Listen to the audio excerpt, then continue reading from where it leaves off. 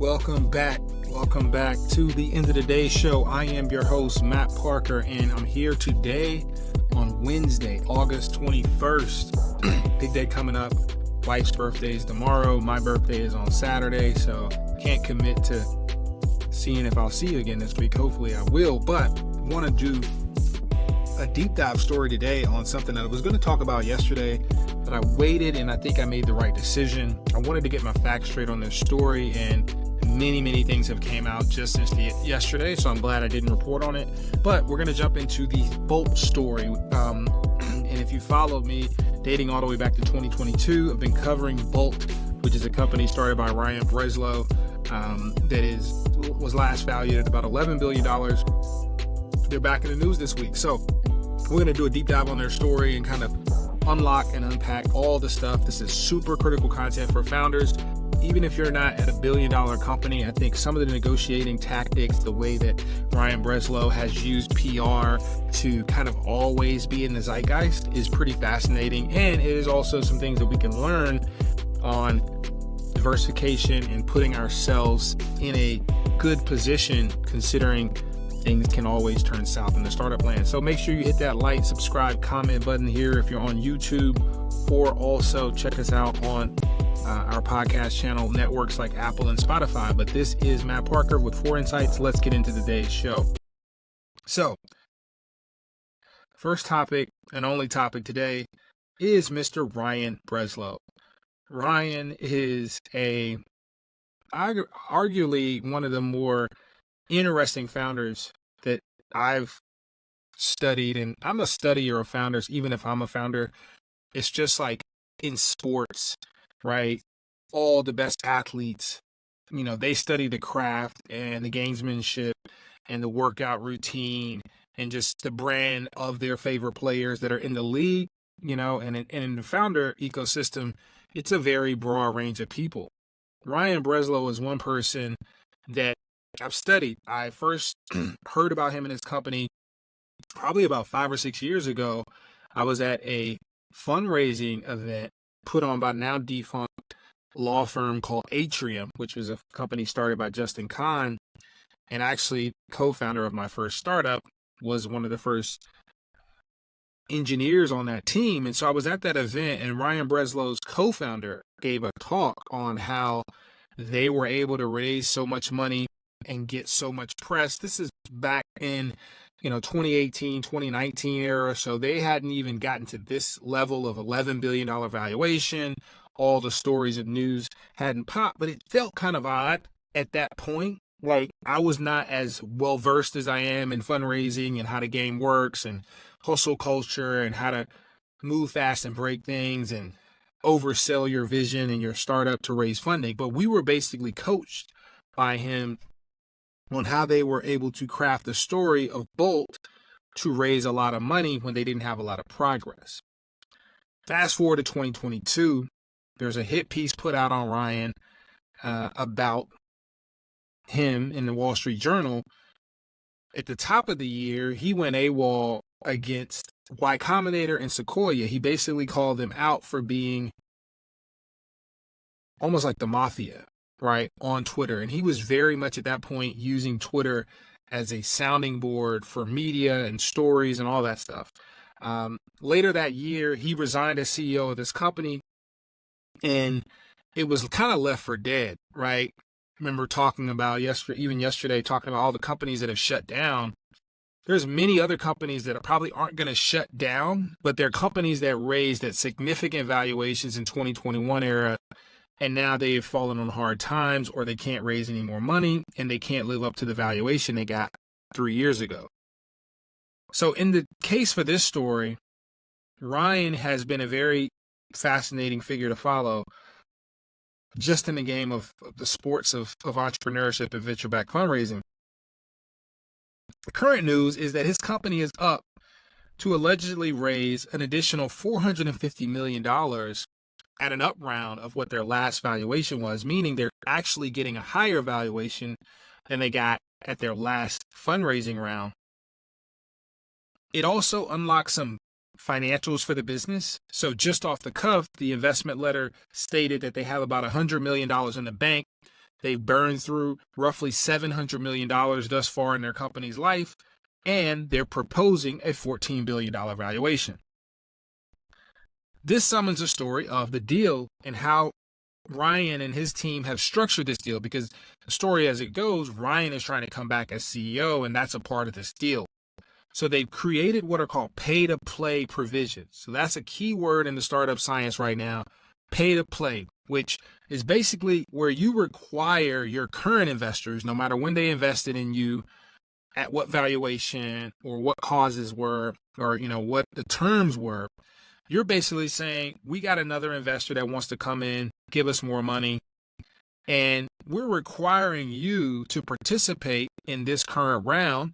A lot of times it's written into the agreement on a pro rata basis where they get the first dib to invest if you get a new term sheet or you get a new investor, and you kind of call their bluff to see if they're still committed to the company. In this case, it's also to maintain your current ownership. So not to get into the technical details of this round, but it looks like Bolt is saying if you don't invest, your shares get pushed down. That's what they call it in investor language. And you don't have as many rights in our company. And also Bolt is saying that if you don't want to participate, they have the right to buy the shares that you were eligible to get at 1 cent a share. So this is kind of fascinating. The lawyers at Latham Watkins who are representing Bolt really did the number on their current investors with this deal.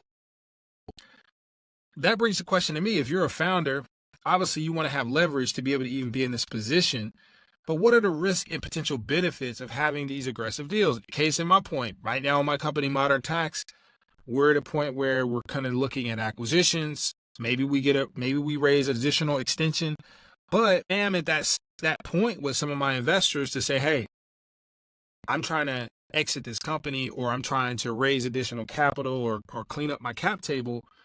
If you're not willing to participate, we're going to use capital to buy back shares at a discounted rate so we can get new investors in on right terms, and our company is actually, it looks presentable to them. So these are things you go through when you're working with current investors who you're grateful for their commitment when they committed, but companies change over time, right? It takes the average startup 7 to 10 years to figure out anything about where they're going to be or if they're going to ever be a big company. In today's climate, I think you're seeing a lot of this. This story is getting headlines.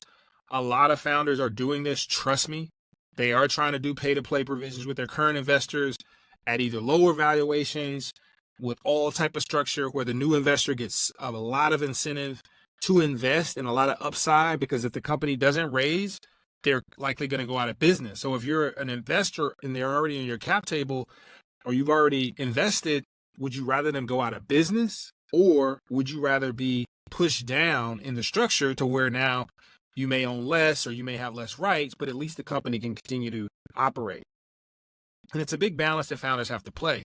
The second piece of this is very fascinating as well, and I don't have as much time today as I'd like to go into founder compensation and incentives. So Breslow, in this case, is asking for a lot in terms of the compensation. I think the guru of this world and founder, I would say he's in modern day, the Michael Jordan of founder compensation and structuring things for founders would be Adam Neumann, who was the founder, CEO of WeWork for a set amount of time. And he had some similar structures. Ryan's aren't that crazy, right? But if we look at some, deeper in the tea leaves, one of Ryan Breslow's current investors in Bolt is actually active in a lawsuit with him, which there was actually a judgment made that he needed to pay back over $30 million towards a loan he took out from company funds against his equity. And another story, this is something that gets blown out of proportion in the mainstream media. Founders do this a lot, right? If you raise $50 million and you're a founder and you have some right and you structure it with the legal, you might take out a personal loan for yourself, a founder loan, a shareholder loan is what it actually is defined as in the tax code. So this is perfectly legal, right? I think a lot of people have questions about the amount that he took out, which was $30 million. In this new agreement that desires for him to come back as the CEO of the company. He's asking for a return bonus of $2 million, immediate cash bonus as soon as deals are signed, and he's returning to the company as CEO. This is a significant amount of upfront payment, especially for a company that's burned through $700 million. And this guy's already taken out a $30 million loan. So I will have to say, even as I'm pro founder, this is a little bit excessive considering you took out a $30 million loan on the company way back, and you guys have burned through a lot of cash. According to the records, they're doing about $28 million in revenue, and they're actually a bit profitable now, but you still have burned through a significant amount of cash to only be at $28 million in revenue. He's also asking for $1 million in back pay. And back pay is another real thing founders have to think about. If you're a founder and you're going through hard times, or you're taking less salary or no salary or minimum wage for longer periods of time, if you are successful in your fundraise, it can be equated into that. This is not abnormal. I think a lot of people are questioning everything that he's doing. Back pay is a real thing, right? If you haven't been paying yourself or you haven't been compensated and new money comes on the table, you got to eat too as a founder. So he's basically saying he wants $1 million in back pay. This suggests that he is also maybe suggested he's seeking compensation for when he wasn't actively the CEO, but we don't know what the dates are and how this stuff lines up. Last thing, and I've talked about this a bit, and this is the option to sell 10% of his shares. So this is allowing him to cash out 10% of his equity upon the closing of this deal. And this is questionable because, again, it could be reducing his incentives. But at the end of the day, when you think about it, I don't think these are crazy asks. Like, this company's saying they're raising $450 million at a $14 billion valuation. Just 2 years ago, everybody was saying they were done. So if he's figured out a way to negotiate this opportunity and make it a real opportunity, these aren't crazy. CEOs of big publicly traded companies get, a large amount of money in these types of areas. Now, again, this is a quasi profitable startup that's ran through a lot of cash. This guy has some questionable things he's done in the past. But if we're talking about right now, today, these numbers aren't really too alarmist. If you're thinking in context of this is almost like a savior for this company if they're able to close this deal.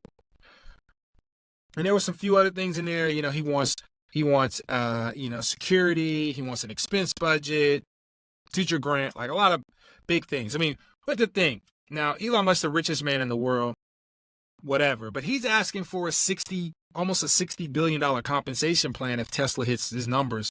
So again, these are not extreme things. I think in Silicon Valley, we get too crazy around numbers and stuff. But at the end of the day, there's more, private companies out there worth billions of dollars than we've ever seen. So to get these people in the seats of running these companies day to day costs money, particularly when they've been able to successfully get a company to a certain point.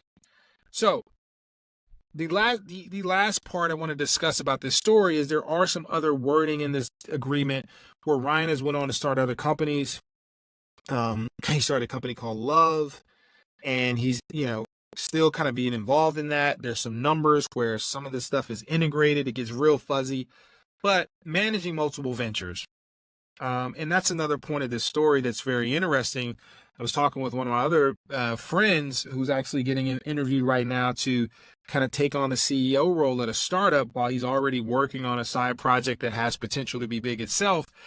And one of his leveraging tactics with this particular CEO role, CEO for hire role, is, hey, I got other stuff going on. I got other companies that I'm involved with. I don't think I'm going to just stop doing that stuff just to take on this job. One of the big questions that I think is going to come up in the next few years is for startup founders is, should a startup founder be all in only on one idea or one business, right? When I starting companies seven years ago, it was almost, accepted that you had one thing you did. If you're going to raise from us or you're going to do this company, you got to be all in and committed. Now, as a 37-year-old, I still have my startup. I'm still the CEO. I have this newsletter media platform. I have some other ventures that I'm interested in. At the end of the day, I am my own brand that I can go out and do what I need to do as long as I'm fulfilling my fiduciary responsibility to my investors and to my team, and I'm performing. So I don't really think you can question him on being involved in multiple things, particularly since he did step down as CEO in 2022. And then the last part is just getting this deal closed, right? There's a significant amount of people who have to sign off. And so that's the other thing for founders to know. The more investors you add to your cap table, the more people that have responsibility to sign off on stuff, it can slow you down. I'm pretty sure the new investors that they've negotiated with to get this deal done, they're ready to go. They believe in it. If you read some of the commentary from Eric Newcomer, the information, it looks as though these new investors, although there is a lot of questions around who they are and what their money is and, what their plans are, they seem to have commitment to this business.